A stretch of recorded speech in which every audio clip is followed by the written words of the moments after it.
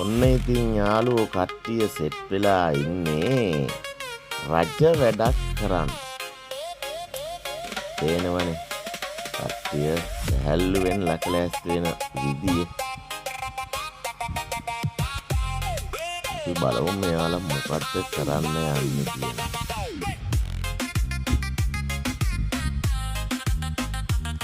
නිවාඩු දවසට ඉතින් මේ වගේ විනෝදෙන් ජීවත් වෙන්න නම් ගමකම උපදින්න වෙනවා.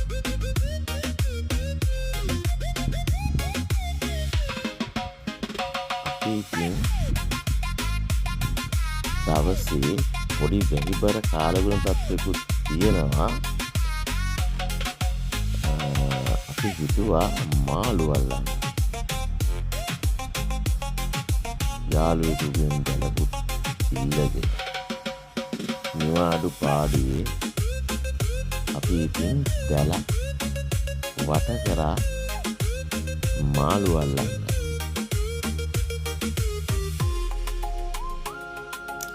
මේ අපේ දැල එලන්නේ තරුස මල්ලි තව යාළුවෙකුයි. ඉතින් අපි ගොඩට වෙලා ඉඳගෙන තමයි ඉතින් මේ හැමදේම වීඩියෝ එක මේ ඉන්නේ.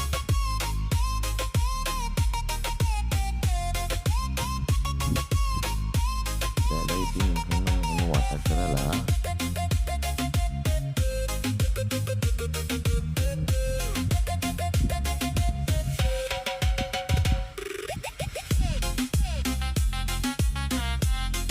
මේ අපේ ලකිනි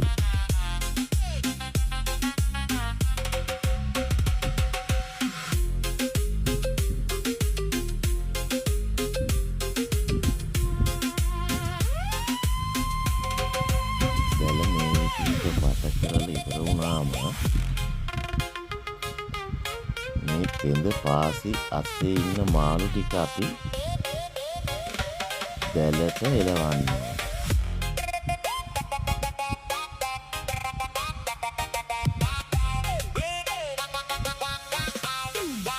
ඊට පස්සේදී තමයි අපි දැල බලන්නේ.